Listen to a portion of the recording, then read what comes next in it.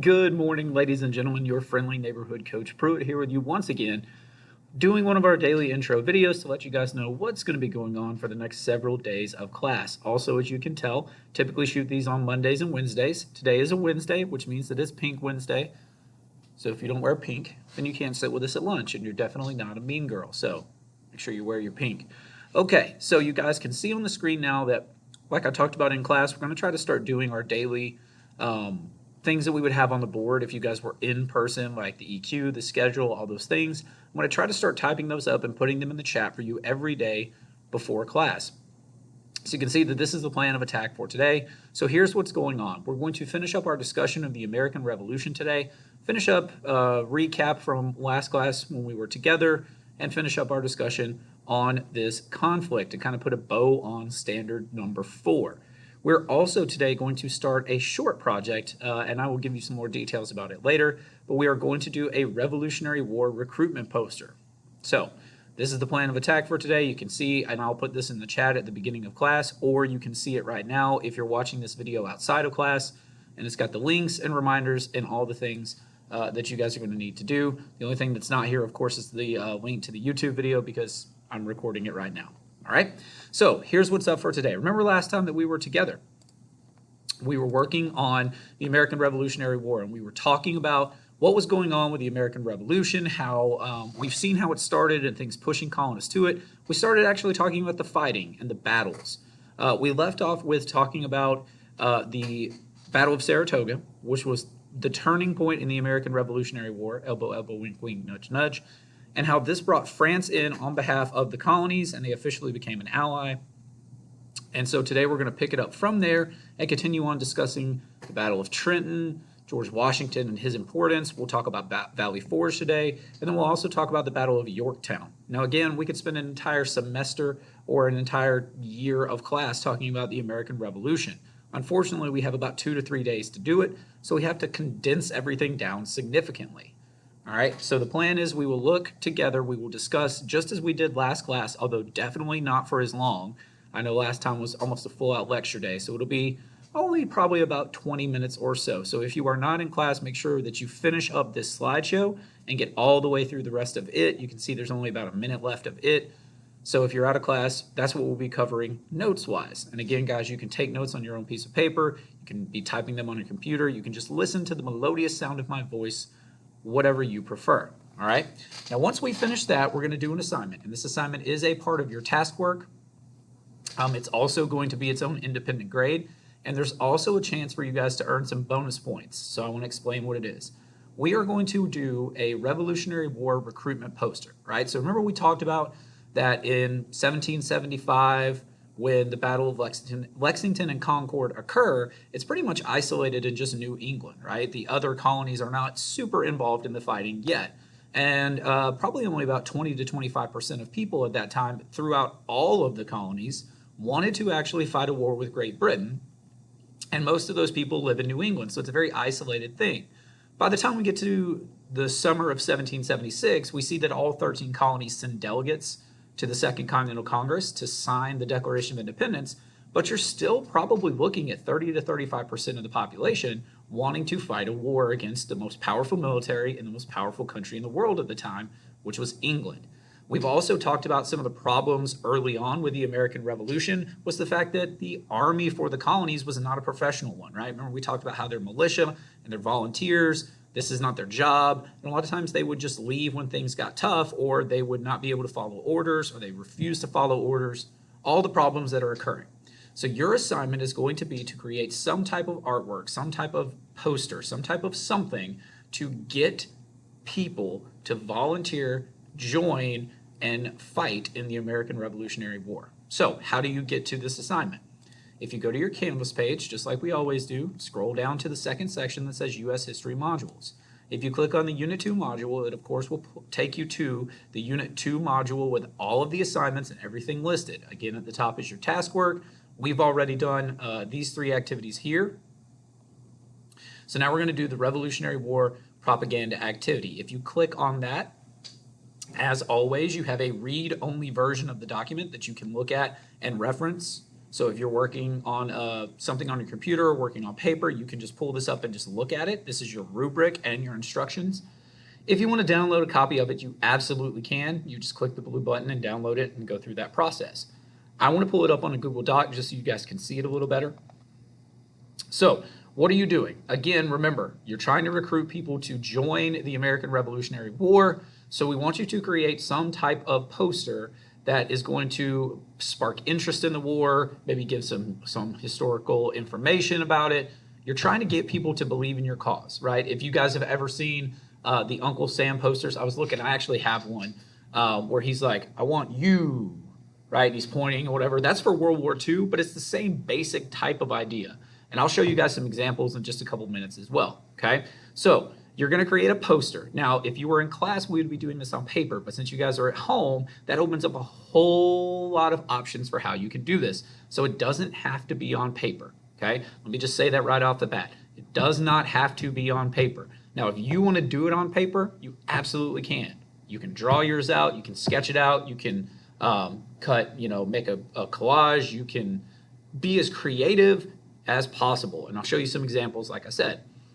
But because we're online, you guys also have the options of using the tools that you have accessible on your computer. So you can use Microsoft Word, you can use Microsoft PowerPoint, if you have Paint or some other type of program where you can create artworks and create things. Google Slides will work, Microsoft PowerPoints will work. If you guys want to do infographics, if you know anything about those. Also, guys, if you want, and I'm going to show you guys a couple of videos, we'll listen to a couple songs from Hamilton. A lot of times in the 1770s, like we talked about with the Declaration, people can't read. So one of the things that people would do is not only put up a poster, but also have someone read it out loud or perform it.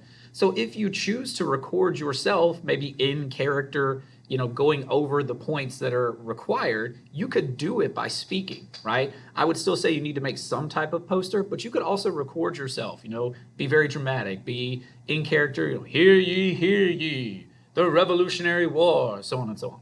But anyway, the humiliation I suffer to try and make you guys laugh and keep you engaged. But anyway, so what are we looking for? How are you going to be graded? We need to make sure that it is historically accurate. Now, people get this confused sometimes. I want you to be creative, but it needs to be accurate. So don't tell me that the year is 1812 because it's not. It's anywhere between 1775 and 1780 is fine, right? Because that's the duration of the American Revolutionary War.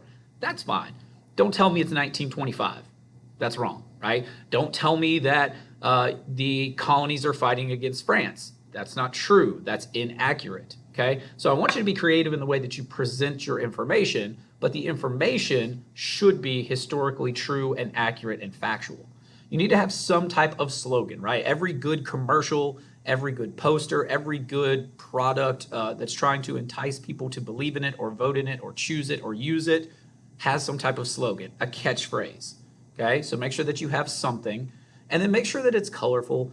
Guys, if you're doing it on paper, it needs to be colorful. If you are doing it online on some type of online platform, there is no excuse why it shouldn't be very colorful, very creative. You have all these tools at your disposal to try and create something that looks really, really nice, all right? So your grading scale is going to be out of a 20.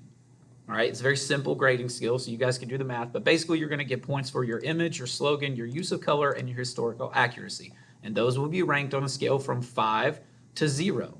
So you guys can see the rubric. If you have questions about the rubric as you're working, please let me know. Now, how do you get bonus points? Typically what we would do is we would have a blind judging, and so like first period's posters would be set out, and then like 7th period would vote on them. 3rd periods would be set out, and 5th period would vote on them. But obviously you guys aren't in the building, and that's going to make things a lot more difficult. So what I'm going to do instead is after I collect all of your posters, I'm going to have them, I'm going to put them in a slideshow or some type of presentation, and I'm going to present them to a couple of different teachers. Some of them are content teachers for U.S. history or other subjects. Some of them are graduation coaches, counselors, administrators. There's going to be a panel of probably like 3 to 4. I don't think we'll have 5 people, but potentially. And they're going to vote, and they're going to choose their top 5. And then we'll just do the math, figure out who gets the most votes, and the top 5 posters will be awarded 5 bonus points on their test. 5 bonus points, guys, is half a letter grade. It can be a big deal. So you want to do as well as you can. because it is its own individual grade, and there's also a chance that you can win some bonus points. All right. So real quick, and we're going to have to move for this because I have the posters at the back of the room. So bear with me for just a second. I do want to show you guys some examples, and I forgot to turn the lights on in the back portion of the classroom. So let me do that real quick. Sorry again.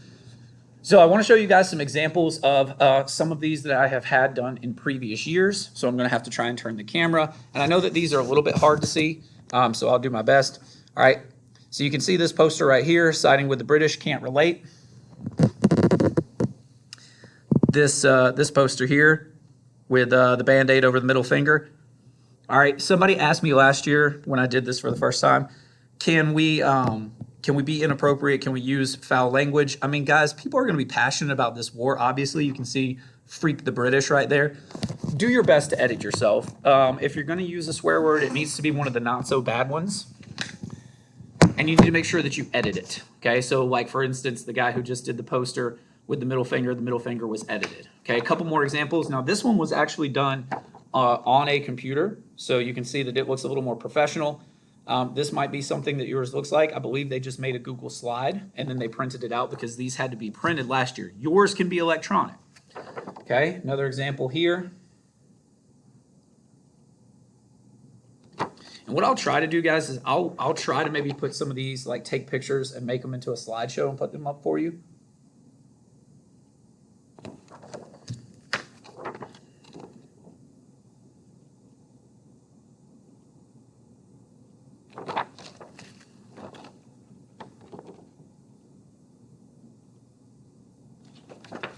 This one, a couple of these posters are a little bit bigger, so they might be a little hard to see. I just like the fact that it has the meme at the bottom here. One does not simply taxation without representation.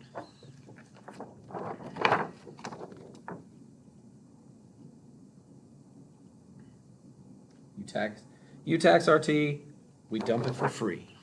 That would be their slogan, right? Because you got to have a slogan. And so, guys, I hope you're noticing that with these posters, there's a variety of things that people are choosing to discuss and talk about. So it's not mandatory that you do it about one specific thing. It could be about any aspect of the American Revolutionary War that we have talked about. It could be about women's role in the American Revolution, which we unfortunately haven't gotten to discuss a lot yet. It could be about African Americans and their role, because there are going to be some slaves who are going to fight in the American Revolutionary War. It could be about specific people that we've looked at. It can be about any of the causes of the American Revolution or all of the causes of the American Revolution. You have a wide variety of things to choose from. Okay, now I don't want to make this video too much longer, so if you need more examples and more instructions, I can show you in class. If you're not in class, then you can just message me on your own, but we'll look at this. Have a great day, and we'll see you guys later.